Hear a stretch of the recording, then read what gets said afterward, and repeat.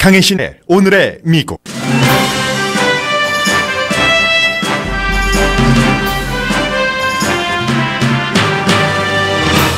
문재인 정부가 박근혜 정부에서 일본과 합의한 위안부를 협정을 재검토하는 과정을 미국 언론도 보도합니다.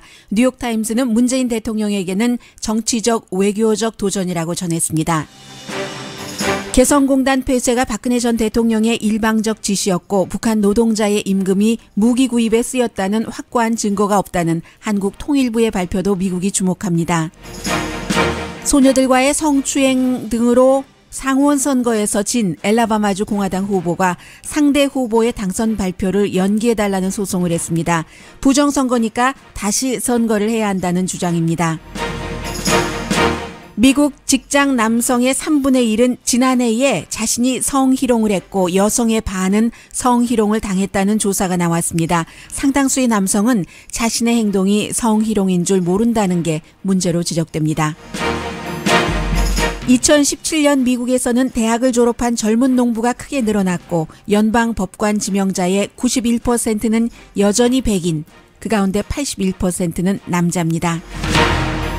뉴욕시 아파트먼트 벽에 거대한 남성의 상징이 그려졌습니다. 예술이냐 혐오냐의 논란이 이어집니다. 여러분 안녕하십니까? 오늘의 미국 강예신입니다. 이제 한국과 미국이 시차가 있기 때문에 오늘부터 이제 미국에서는 이 이슈를 좀 자세히 다루고 있는데 한국에서는 어제 그제부터 시작이 됐죠. 두 가지입니다. 한 가지는 박근혜 대통령 그 시절에 일본과 위안부 그 합의를 한 것, 그리고 두 번째는 개성공단 폐쇄인데 한국과 미국의 움직임을 보면서 트럼프 대통령과 문재인 대통령이 거의 비슷한 시기에 취임을 했고 몇 개월 차이잖아요. 6개월도 채 나지 않았습니다. 그런데 성향 자체는 그 반대라고 할 수 있고 한국과 미국 그 새로운 행정부요. 그리고 그 반대인 것에서 가장 이제 중요한 것이 북한 문제도 반대인데 그래서 한국과 미국에서 같은 시기에 다른 성향의 대통령이 들어와서 처음에는 이게 어떻게 되는가 하면서 이제 그 트럼프 대통령과 문재인 대통령이 몇 번 만나면서 문재인 대통령이 중국에 가서는 이제 중국식대로 미국에 와서는 미국식대로 미국 대통령이 한국에 가면 또 극진히 대접을 하고 말도 사실은 평소 한국에서 한국 국민에게 하는 말과 미국에서 미국 국민 내지는 미국 대통령에게 하는 말이 달랐습니다. 그리고 미국에서 한 말과 북한 이슈에 대해서는 또 중국의 시진핑 국가주석과 정상회담을 할 때도 역시 차이가 있었습니다. 어떻게 보면은 외교의 틀 안에서 움직였다고 할 수 있는데 또 하나는 지금 그 트럼프 대통령과 문재인 대통령의 공통점을 찾자면 행정부가 완전히 반대로 바뀌었기 때문에 반대로 바뀌면서 트럼프 대통령도 오바마 행정부 시절에 했었던 일을 다 지금 지워가고 있습니다. 지우거나 좀 반대로 완전히 바꿔가고 있고 문재인 대통령도 박근혜 전 대통령 시절에 했었던 일들을 이제 바꾼다거나 지워간다거나 하는 일들이 있습니다. 그런데 여기에 대해서는 공통적인 것이지만 차이점이 있습니다. 트럼프 대통령은 본인이 공화당에 때로는 반대도 전혀 개의치 않고 본인의 스타일로 마이 웨이로 행정명령을 통해서 아주 강력한 반발에 노골적으로 반대하면서 나의 길을 가고 있습니다. 그에 비해서 문재인 대통령은 지난번 원전 발전소의 결정에 있어서나 아니면 이번에 위안부 또 이 개성공단 이 부분에 대해서 본인이 이제 공약했었던 때의 그 일을 그게 이제 거의 박근혜 행정부와 반대되는 것이죠. 이런 일들을 추진해 나가면서 직접적으로 트럼프 대통령의 스타일처럼 하지 않고 어떠한 관계 부처의 패널 특별 태스크를 만들어서 이제 의견을 또 아니면은 원전 같은 경우도 민간인까지 포함을 해서 이제 여론 수렴을 해서 하는 식이죠. 그러나 결론을 보면은 그게 문재인 대통령의 뜻이고 문재인 대통령의 공약이었습니다. 이런 식으로 지금 한국과 중국과 미국이 다 이제 새로운 시진핑 중국 국가주석은 지난 5년을 지냈지만 최근에 다시 이제 임기 2기를 가기 때문에 아주 그 묘하게 북한이라는 공통적인 이슈를 두고 세 나라의 지도자가 맞물려 가면서 반대하면서 서로가 서로의 뜻은 다 알면서 추켜 세워주기도 하고 이렇게 지금 가고 있는 상황이거든요. 오늘 이제 미국에서 제가 이제 두 가지 내용을 지적을 해드릴 텐데 먼저 일본의 과 박근혜 전 대통령이 위안부 결의안 합의를 한 그 내용을 오늘 아침 이제 뉴욕타임스는 보도를 하고 있습니다. 위안부에 관한 일본과의 협상에서 피해자가 원하는 것을 반영하는데 실패했다. 이게 이제 외교부에서 특별 부서 패널을 만들어서 조사한 결론이라는 거잖아요. 이게 또 이제 문재인 대통령에게는 여러 가지 도전이다 하는 것인데 최종적이고 한국말로 하면은요. 미국말로는 뭐 final and 다른 식으로 표현을 했습니다만 불가역적 합의. 그러니까 상황에 따라서 바꿀 수 없는 마지막 합의다. 그리고 이러한 것조차도 한국과 일본 정부가 합의를 하고 나서는 한국에서 일반 대중들이 너무 여기에 대해서 반발이 있을 것을 걱정을 해서 뒤에 이제 다른 서류를 숨기고 공개하지 않았다는 것 아니겠어요? 그래서 이제 이 문재인 대통령에게는 지금 이것을 바꿀 것인가 다른 나라와 외교적으로 협상을 한 것인데 수정을 하든지 아니면 완전히 무효로 하든지 정말로 결정적인 기회가 될 수도 있고 근데 이게 누구의 행정부예요? 문재인 대통령의 행정부. 문재인 대통령이 청문회에서 그렇게 반발이 있었음에도 강경화 장관을 임명을 하고 또 강경화 장관을 중심으로 꾸려낸 그런 이제 태스크에서 만들어낸 결론입니다. 그래서 이제 강경화 장관이 humbly 겸허하게 이 태스크포스의 결정을 받아들인다. 피해자들의 요구나 뜻이 전혀 반영되지 않았다는 것. 그래서 외교 장관으로서 아주 깊숙이 머리 숙여서 피해자와 가족들의 고통에 대해서 정말 유감의 뜻을 표하고 또 이제 위안부 문제에 대해서는 여러 이제 뭐 예전에는 이름은 많이 바뀌었어요. 뭐 정신대 대책위원회 등등 해서 그런 식으로 그룹들도 많이 신경을 썼는데 그런 부분에 대해서 일단 외교부 장관이 얘기를 했고 2015년이니까 이제 2년 된 그런 것이잖아요. 그 당시에 합의가 나왔을 때 미국은 환영을 했습니다. 그런데 이 부분에 대해서는 한국에서도 지적하지 않고 하는 부분을 미국에서도 지적하지 않는 부분을 나중에 잊지 않고 말씀을 드리겠습니다. 미국에서는 좋아할 수밖에 없었던 것이 북한 핵 문제 아니면 중국을 견제하기 위해서 한반도라든지 이제 아시아에서 한국과 일본이 잘 지내는 게 좋은데 그게 이제 한국과 일본이 등을 돌리고 있으니까 그나마 뭔가를 합의했다고 하니까 미국에서는 환영을 했죠. 그런데 그 합의한 내용이 830만 달러 펀드고 이제 그 당시에는 40 몇 분이 살아계셨고 지금은 34분인가 그렇잖아요. 그래서 이제 이 이슈를 다시는 거론하지 않겠다. 이 정도로만 나왔었어요. 그래서 제가 830만 달러를 그때 말씀드리면서 돈 있으면 이거 제가 드리고 싶습니다. 830만 달러를 40 몇 분 에게 나눠 가지면 불과 정말로 사람이 그 정도의 고통을 받았던 것에 비하면 껌값이고 공식적으로 사과한 것도 아니고 이렇게 말씀드린 기억이 나는데 그때 이제 위안부 할머니들한테 전혀 얘기도 하지 않고 추진을 했었다는 것을 굉장히 오늘의 미국에서 많이 강조를 해드렸었습니다. 그리고 위안부 할머니들께서는 이게 일본이 법적으로 책임이 있다는 것 그리고 공식적인 배상을 요구하라는 거지 무슨 기금식으로 껌값을 이거는 아니라는 거죠. 그 부분에 대해서 이번에 외교부에서 다 얘기를 했다는 건데 그럼에도 불구하고 지금 문재인 정부가 마지막 결정을 내린 것은 아니고 또 한 번 이제 다시 위안부 할머니들과 가족들과도 좀 상의를 하고 하겠다는 거고 일본의 반응은 뭐 당연히 예상했었던 대로 절대로 받아들일 수가 없다. 어떠한 변화도 이거 국가와 국가의 조약이 아니냐라고 얘기를 하고 오히려 이번에는 일본에서 이 문제를 고치거나 무효로 한다던가 이런 행동이 있으면 우리는 당분간 한국과 어떠한 거래도 하지 않겠다 하는 거잖아요. 그러니까 미국이 참 또 난감할 수 있죠. 트럼프 대통령이 얼마나 이 문제를 심각하게 고려하는지는 모르겠습니다만은 당시에 오바마 대통령은 굉장히 많이 고려를 했었습니다. 그래서 이제 미국으로서는 두 나라가 참 결정적인 아시아에서 북한 이슈나 중국을 견제하기 위해서나 동맹국인데 이렇게 됐고, 그 당시에 얼마나 살아계셨던 위안부 할머니들께서 격렬하게 반대를 했었던가 하는 모습도 뉴욕타임스가 전하고 있고요.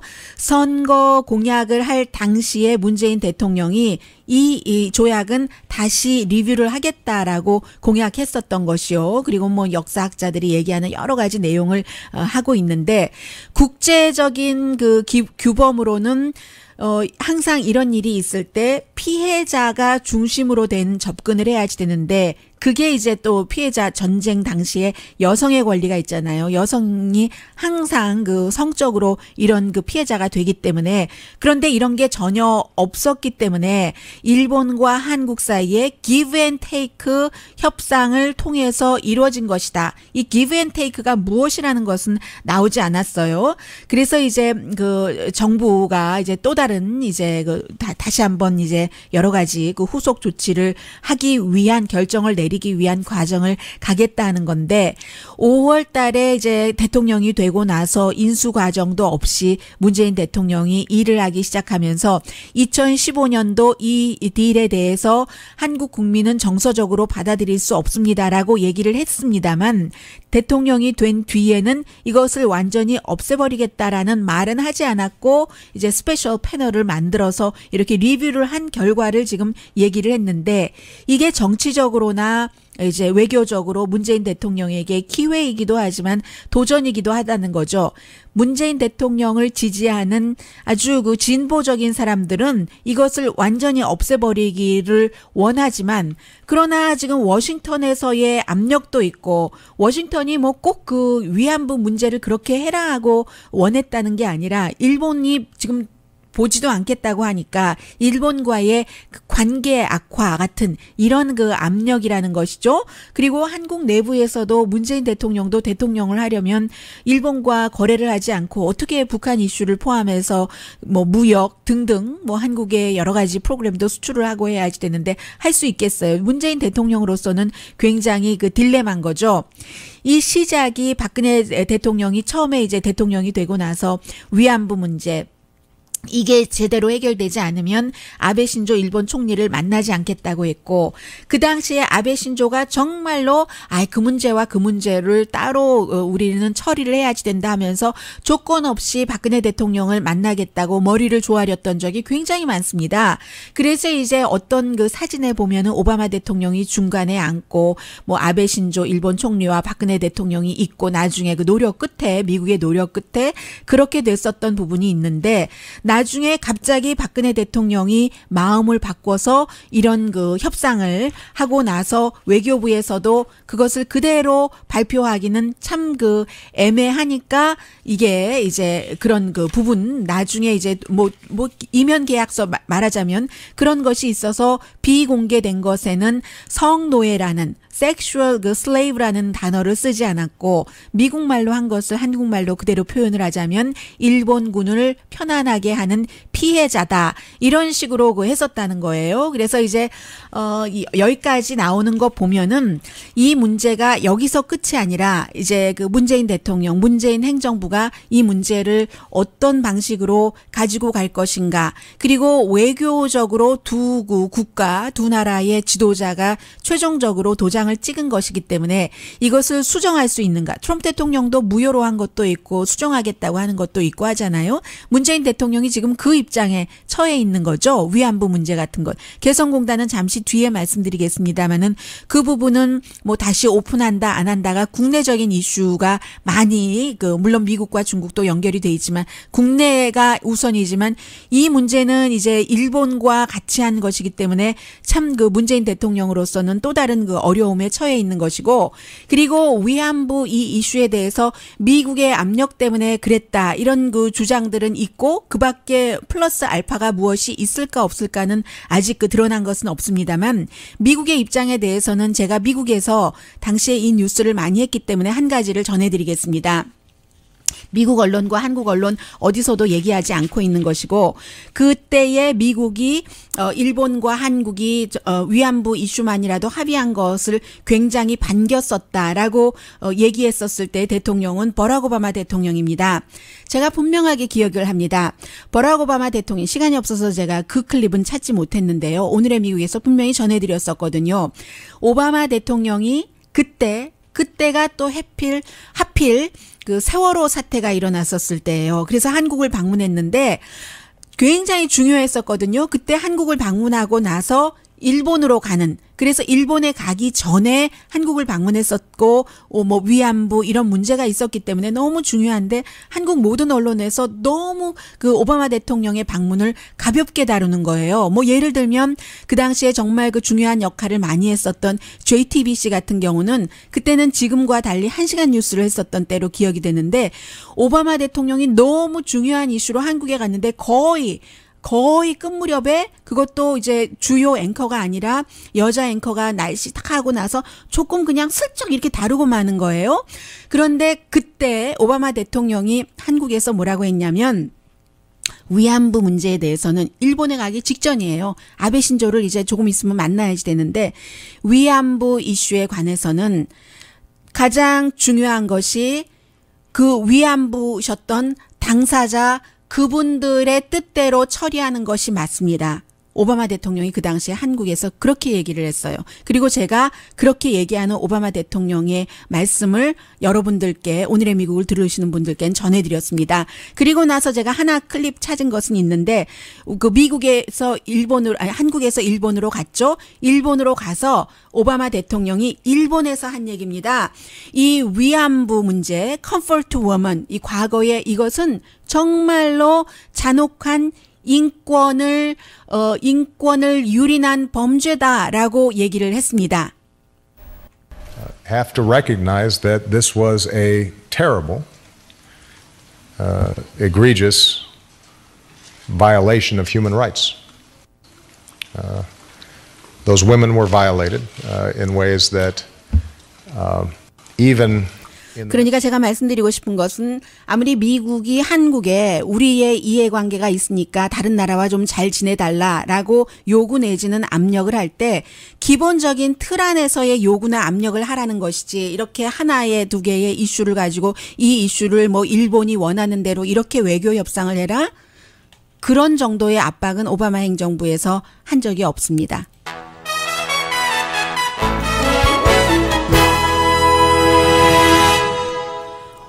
이 연속된다는 것이 참 중요한 것 같아요. 제가 좀 전에 오바마 대통령이 그 위안부 이것은 인권을 정말 지독하게 그 위반한 범죄다라고 얘기하는 것을 들으면서 오바마 대통령이 말을 빨리 하는 편이 아니라 천천히 하는 편인지라고 생각을 했어요. 어제 제가 끝부분에 그 영국의 그 왕자 해리 왕자가 인터뷰할 때 오바마 대통령이 먼저 내가 말을 좀 빨리 하는 편인데 천천히 해야지 되느냐라고 반대로 말씀을 드렸어요. 내가 말을 천천히 하는데 빨리 해야지 되느냐? 그러니까 그 해리 왕자가 아니요. 그건 아니고 좀 중간중간 너무 뜸들이는 것은 하지 마세요. 이렇게 얘기했던 게 생각이 나서 정정을 해드리고요. 잠시 뒤에는 또 이제 개성공단에 관한 문제 그리고 미국 뉴스 전해드리겠습니다. 제가 도와주시는 분들 말씀드렸죠? 라디오 서울 방송 오늘의 미국 듣고 계십니다. 네, 요즘은 뭐 인터넷에 먼저 오르기 때문에 신문을 보신 분들이라면 이제 오늘 보셨을 테고 인터넷은 어제 오후에 이 렉스 틸러슨 미국 국무장관이 뉴욕타임즈에 그 기고문을 썼는데 국무부가 그러니까 말하자면 외교부가 아주 그 위험한 여러 가지 그 도전들을 너무 잘 처리를 했다. 잘 모르겠어요. 미약했다. 뭐 이것만은 분명한 것 같고요. A 점수를 스스로 줬는데 그 가운데서 뭐 여러 가지 이슈가 있죠. 북한 이슈 정말 그 대단한 도전이긴 하지만 어쨌든 또 외교적으로 풀어야지 되고 또 이런 얘기도 했어요. 오늘도 북한이 그 협상 테이블에 나와야지 된다 하는 얘기도 있고 러시아에 대해서도 러시아가 뭐 이웃 나라를 침공한다던가 이런 그 위험도 있는 나라고 실제로 뭐 조지아라든가 우크라이나 그렇긴 했지만 다른 그 서구의 주권 같은 것을 굉장히 위협하고 우리의 선거와 다른 나라의 선거에도 러시아가 개입했다. 대통령과는 다른 얘기라는 거예요. 여전히 그 국무장관은 그 어피니언란에 오늘 뉴욕타임스 확인해 보실 분은 아마 확인하시면 됩니다. meddling in our election and others라고 표현을 했습니다. 그러나 그럼에도 불구하고 동시에 시리아라던가 이 공통 분모적인 이슈가 있기 때문에 러시아와의 관계 유지도 필요하다라고 얘기를 했고요. 중국은 뭔가 그 북한에 대해서 일을 조금 더 해야지 된다. 그런 말도 했습니다. 지금 이제 북한 이슈와 관련해서 이 렉스 틸러슨 국무장관이 트럼프 대통령과 가장 그 불편한 관계를 여러 번 겪었는데 앞서 말씀드린 한국에서 이제 로이터 통신의 보도인데요.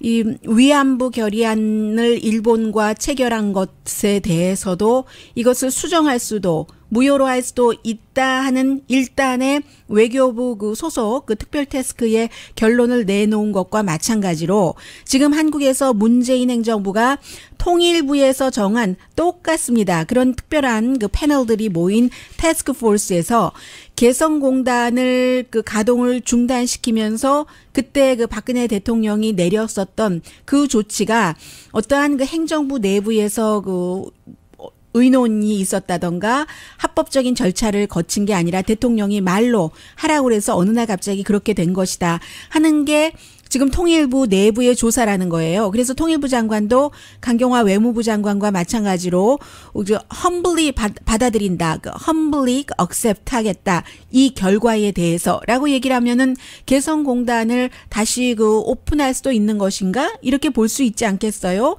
오늘 이제 로이터 통신이 이 내용을 많이 전하고 있는데 왜냐하면 이것은 어느 날 갑자기 그렇게 많이 투자를 했는데 다 그 철수하고 나왔었을 때에 한국에 뭐 120군데가 넘는 기업이 큰 그 손해를 봤잖아요. 그래서 지금 이제 한국에 이제 어떠한 여러 그 회사들이 그 이제 그 뭔가 그 조치를 취해달라 법적인 조치를 취해달라고 법적인 그런 그 소송을 해놓은 상태이기 때문에 이게 이제 어떤 그 결론이 나올지와 연관이 되는 것이고 그래서 지금 한국에서 통일부에서 이러한 것을 행정부에서 한 것은 앞으로 좀 투명성을 유지하겠다. 북한 그 정책에 대해서도 뭔가 그 대중의 그 신뢰를 좀 받아보겠다 하는 그런 뜻에서 했다는 것 아니겠어요? 이제 문재인 대통령이 되고 나서 2개월 만에 이러한 조치를 취했는데 결국은 그리고 그 당시에 갑자기 그 박근혜 대통령이 개성공단 문 닫을 때 그 돈이 임금이 다 뭐 무기 사는데 쓰여진다 하는데 이번에 통일부 그 조사에서는 확실하게 그랬다는 증거가 없다. 그래서 박근혜 대통령이 일방적으로 말로 그 명령을 내려서 그게 그렇게 된 것이다. 그게 이제 그 북한이 미사일 테스트를 하고 나서 뭐 하루인가 뒤에 내려졌었던 그 조치잖아요.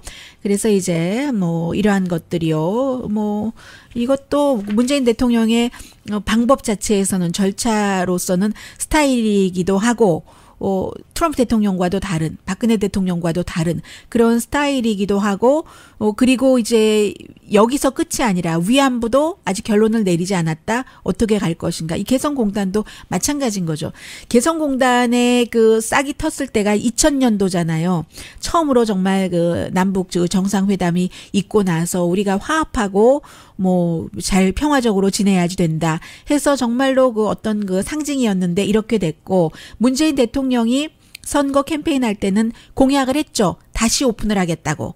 이 위안부에 대해서는 재검토를 하겠다고 공약을 했고 리오픈하겠다고 지금 그 서약을 했기 때문에 이게 어떻게 될지요. 왜냐하면 지금 이것은 또 그 한국에서만 할 수 있는 일이 아니고 북한이 별로 관심이 없잖아요. 미국과 직접 대화도 지금 뭐 안 한다고 우리 별 관심 없어 이렇게 하고 있는 상황이기 때문에 정치적인 긴장도 있고 문재인 대통령으로서는 아무튼 여러 가지가 굉장히 그 딜레마가 많습니다. 그리고 또 하나 미국 언론에서 많이 보도하는 것 가운데 하나가 지금 뭐 팍스뉴스도 계속 전하고 있는데 한국에서 평창 올림픽이 얼마 남지 않았기 때문에 17명의 외국인을 뭔가 그 테러 위협이 있다 해서 추방시켰다는 얘기 나오고 있어요. 그 추방한 근거는 한국을 포함해서 50개국의 정보국의 정보 그 공유에 따라서 그렇게 했다. 뭐 5개 국가잖아요. 그 동남아시아 또 중앙아시아의 그런 국적을 갖고 있는 17명입니다. 더군다나 이제 그 평창이 그 북한에서 얼마 떨어지지 않은 곳에 있으니까 그렇고 지금 한국에서 한 5천 명 정도 무장한 그런 그 담당자들이 그 경기가 치러질 때 그야말로 뭐 순찰도 하고 여러 가지를 그 담당을 한다는 얘기가 되겠죠. 네. 그리고 미국 뉴스를 하나 전해드리자면, 로이 모어 요즘 뭐 얘기 들으시지 않고 별로 그 중요한 가치는 아니에요. 그런데 어쨌든 이럴 수도 있구나 하는 정도의 분위기로 전해드립니다. 로이 모어가 1.5% 정도 차이로 2만 표 차이로 거의 뭐 17만 표 정도씩 16만 몇천 표, 16만 몇천 표인데 2만 표 차이예요. 아무튼 네. 16만 몇천 표, 16만 몇천 표에서 2만 표가 차이가 나는 것인데 이게 오늘 원래 이제 당선자를 발표할 예정이었거든요. 덕 존스라는 민주당 25년 동안 한 번도 민주당을 내본 적이 없는 그것도 공화당이 나가기만 하면 한 30%포인트, 30포인트 정도는 그 차이가 나는 그렇게 이겨왔는데 이번에는 이 사람이 이 엘라바마주의 전 그 연방 대법원장이기도 했지만 굉장히 보수적이고 여러 가지 사회적인 시각에 있어서 뭐 복음주의고 그렇긴 했지만 이제 30대 때 14살 소녀를 포함한 그런 그 성추행 문제 이게 가장 큰 이슈였었죠. 그래서 이제 이 사람은 근데 사기라는 거예요. 선거 사기랍니다. 다시 선거를 치러야지 된다는 거예요. 귀담아 듣는 사람 없습니다. 아마 그곳에 선거를 관리하는 총무처 장관도 오늘 민주당의 덕 존스가 당선자다 하고 발표를 할 예정인데 투표율이 너무 높다는 주장을 하고 있는데 높았어요. 정말로. 이런 특별선거가 거의 40% 투표율이 나오는 것은 전례 없었던 그런 결과죠. 투표율이 높다는 것은 그만큼 관심이 많았다는 것인데 이 사람은 떨어지고 나서 이 엘라바마 주민도 아닌데 와서 투표를 했다. 음모론을 얘기를 하는 거죠. 그래서 아무튼 뭐 그런 주장을 하고 있지만 이 주장을 별로 믿는 사람은 없고 오늘 아마 민주당 후보가 당선자로 발표가 되고 1월 초에 선서를 하게 되겠죠. 그런 얘기. 그런데 하나 이 당선자에 대해서 말씀을 드리자면 오늘 나온 뉴스는 아니고 제가 전에 못 전해드렸었어요. 대통령과 일도 함께 하겠다고 하고 대통령은 이제 로이 무어를 강하게 지지를 했었죠. 뭐 로봇 콜까지 해가면서 그리고 당선되고 나서 인터뷰할 때 보니까 이제는 그 대통령의 그 당시에 뭐 성추문이 많이 있었잖아요. 다시 여성들이 나와서 기자회견하고 의회에서 조사해야지 된다고 하고 그것도 다 끝난 일이다. 선거가 끝났지 않았느냐. 그런 일들이 있었을 때 이미 새로운 게 더 보태진 것은 없으니까 그러니까 그것도 덮고 대통령 그냥 일하게 하자 이렇게 얘기를 했었던 그 덕 존스 이제는 뭐 몇 시간 있으면 당선자라고 부를 수 있을 것 같습니다. 오늘과 내일만 지나면 이제 2017년 바이 아듀 뭐 다 해야지 되는 그 작별을 2017년과 해야지 되는데 그래서 2017년에 뭐 여러 가지를 좀 시간 되는 대로 오늘 내일 어제부터 그제부터였나요? 전해드리고 있습니다. 잠시 뒤에 뵙겠습니다.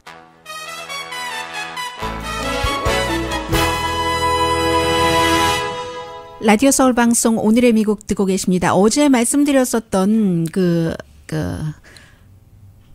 2018년도부터 이제 세금법이 바뀌니까 홈오너들께서는 이제 재산세를 많이 감면받기 위해서 그게 좀 덜 하게 되니까요. 미리 낼 수 있다라고 말씀을 드렸는데 그게 이제 언제까지 해야지 되느냐 이런 그 여러 가지 그 부분들이 상황에 따라 다른가 봅니다. 그래서 분명한 것은 이제 그런 것들에 대해서는 상의를 해보시고 내일이 31일이잖아요. 내일까지는 처리를 하셔야지 되는 걸로 알고 있고요. 그리고 또 하나 오늘 굉장히 긴 기사인데 시간 관계상 짧게 줄여서 말씀을 드리겠습니다. 일상생활이기도 하기 때문에 이제 모닝 컨설트하고 뉴욕타임즈가 사람들에게 물어봤어요. 그랬더니 지난해에 직장인 남성 가운데서 이제 이러이러한 것이 성희롱이다 했더니 내가 그 성희롱에 해당이 된다라고 답변하는 사람이 3분의 1이나 된다는 거거든요. 예를 들어서 부적절한 농담이라든가 여성이 원치 않는데 뭔가를 이렇게 접촉을 했다던가 그런데 그러한 일들을 하면서 그게 성희롱이라는 것을 놀랍도록 남성들이 몰랐다는 그 얘기예요. 그리고 남성들 가운데서는 자신이 그렇게 하고 있는 것을 성희롱이다라고 알고 있는 사람은 25명 가운데 1명밖에 안 됐다고 하니까 몰라서 그러는 경우도 있는 거예요. 유명한 사람들만 그러는 게 아니라 너무나 이게 지금 뭐 뉴욕타임스 표현으로는 전염병처럼 퍼져 있다라고 얘기를 하고 있는데 뉴욕타임스가 아니라 이제 그 조사를 한 전문가가 한 얘기예요. 너무 자주 일어난다는 것이 가장 중요하다, 흔하다는 것이. 해서 나 지난해에 부적절한 농담 했어요. 19%. 내가 여성에게 좀 그 성차별적인 말을 했어요. 16%. 그리고 뭐 여러 가지를 동시에 다 했다는 사람들도 있고요. 뭐 적어도 그 세 가지 중에서 한 가지는 했다 하는 사람은 더 많고 여성들의 경우는 반이 뭔가 이 부적절한 불편한 것을 당했다고 얘기를 하고 있습니다. 그래서 이제 전문가가 얘기를 하기를요. 그 유니버시티 오브 커네디컷의 심리학 교수 비키 매글리 교수가 회사에서 이러한 것을 강하게 이제 그 법을 만들고 팔러시를 만들고 회칙을 만들고 집행하지 않으면 이런 일들이 더 많이 일어나더라. 뭐 당연한 얘기를 했습니다. 그리고 이제 벤 비치라는 워싱턴에서 작가로 일하고 있고 하는 사람인데 이 사람이 2017년에 숫자로 뭔가를 좀 정리를 해봤어요. 그랬더니 워싱턴 포스트의 칼럼니스트인 로버스 사무엘슨 씨가 내 친구가 이렇게 했다 하면서 2017년을 그 사람이 정리한 것을 다시 그 본인이 얘기를 했거든요. 첫 번째 2017년 한 해 동안 사람들이 파킹 스페이스를 찾기 위해서 평균 17시간을 썼답니다. 가장 많은 곳이요. 뉴욕 107시간. 그리고 두 번째 미국 농무국이 얼마 전에 발표를 했잖아요. 미국에서 35살 미만의 농부가 지난 100년 동안에 굉장히 많이 늘어났다는 거예요. 두 번째로 늘어났는데 지난해가 아니 올해가. 그런데 이 가운데서 69%는 대학을 졸업한 사람들이래요. 이것도 굉장히 놀라운 그 수치고요. 그리고 소녀들이 보이의 하이스쿨 풋볼 팀에서 플레잉을 하는 게 2배가 늘어나서 뭐 정말로 너무 많이 늘어나서 이제 점점 앞으로도 늘어날 것이다 하는 것이고 또 네 번째는 세계 경제 포럼, 월드 이코노믹 포럼이 얘기하기를 플라스틱 트래쉬가 바다에 떠다니는 것이 2050년대가 되면은 피쉬보다 더 많아진대요. 다섯 번째는 퓨 리서치, 가장 무난한 리서치사가 조사를 했더니 58%의 이제 다 합쳐서 공화당, 보수적인 무당파라고 할까요? 이런 사람들은 58%가 대학교를 다니는 게 오히려 이 나라에 더 나쁜 영향을 미쳐라고 생각을 한다는 것이고요. 그리고 오토바이 판매가 줄어들었어요. 피크였었을 때는 한 10년 전에 1년에 한 72만 대 정도가 팔렸다면은 지난해에는 37만 대 정도가 팔렸고 일곱 번째 미국이 세계 인구의 지금 4.4%거든요. 3억 2천만 명. 중국에 비해서 4분의 1. 그런데 총은 전 세계에서 지금 갖고 있는 총기 숫자의 42%가 미국에 있습니다. 여덟 번째는 트럼프 대통령이 지명한 연방 법원 그런 관계자의 91%가 백인이고 81%는 메일 남자라는 겁니다. 그러면 75%가 백인 남자라는 거예요. 지난 30년 사이에 최고입니다. 4명 가운데 3명이 백인 남자라는 거예요. 그리고 이제 종신직인 연방법원에 이제 58명인데요. 전체적으로 53명이 Y시고 3명이 에이시안 아메리칸이고 제가 이건 다른 것 평소에 조사해 놨던 거 읽어드리는 겁니다. 1명 히스패닉, 1명 아프리칸 아메리칸 이 되는 거거든요. 굉장히 전임 행정부하고도 차이가 많이 나요. 아홉 번째는 지구에 지금 와인이 굉장히 지금 줄어들었어요. 왜 줄어들었냐 하면은 결국은 와인을 생산하는 국가의 웨더 때문에 날씨 때문에 인간이 어쩌지 못하는. 그리고 10번째는 1975년도에는 세계에서 인구가 적어도 1,000만 명 이상인 곳이 도쿄, 뉴욕, 멕시코였는데 지금은 뭐 31군데로 늘어났다. 2018년도에는 더 좋은 뉴스가 많이 나오기를 바랍니다.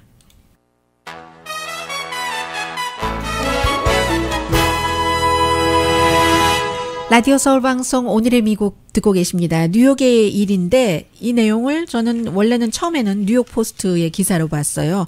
그런데 가만 보니까 가디언도 영국에 보도를 한 거예요. 가디언 보도가 훨씬 더 자세하더군요.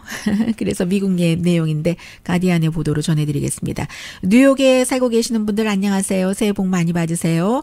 블룸 스트리트라는 곳에 그 로월 이스트 사이드에 아파트먼트가 아래층에는 가게가 있고 4층 5군요. 1, 2, 3, 4, 5. 4층짜리 아파트먼트인데요. 아니 5층짜리인데 5층 아파트먼트 높이 가운데서 4층이 남성의 가장 중요하고 확실한 상징이 그려져 있습니다. 빨간 색깔로요. 그래서 사람들의 의견이 너무 다양한 거예요. 이 스웨덴의 아티스트인 캐롤라이나 포크홀트. 이 여성은 보통 이제 여성의 이런 그 상징을 많이 그려왔는데 이번에는 남성의 상징을 그린 거예요. 그래서 어떤 사람들은 뭐 사진을 보니까 뉴욕 포스트 사진에는 완전히 아파트먼트 이쪽 아파트먼트에서 저쪽에 그 뻘건 남성의 상징만 보이는 그런 집도 있기는 있었거든요. 그래서 그 오피니언이 상당히 좀 믹스가 됐는데 저거 당장 내려야지 된다. I don't like it. 정말 이상하지? 라고 얘기하는 사람들도 있고 어떤 사람들은 색깔은 괜찮네. 예술 같으네. 로스앤젤레스에서 뉴욕에 잠깐 가신 분이에요. 내가 로스앤젤레스에선 저런 거는 못 봤다라고 얘기하고 레오나르도 다빈치의 어떤 그 해부를 공부하는 근처에서 그런 사람은 나 별로 생각 안 해요. 라고 얘기를 하고 있는데 이게 아파트먼트 주인의 허락을 받아서 다 뭔가가 허락이 있었던 거예요. 시에서도. 그런데도 그려놓고 나니까 크리스마스 이브에 떡하니 올라와 있는데 사람들이 반응이 그러니까 뭔가 조금 더 절차가 필요한 것 같고요. 그런데 아트라는 거죠. 예술이라는 것이 사실은 only one place 남아있는 데다 표현의 자유 그리고 사람들이 드러내놓고 얘기하기 좀 불편한 그런 토픽을 표현하는 게 그게 뭐 예술 아니냐 벽화 아니냐라고 얘기하는 사람들도 있습니다. 올해 보면 그것도 무덤해질 것 같아요. 무덤덤해. 그러나 그 전에 뭔가 조치가 내려지겠죠. 강혜신이었습니다.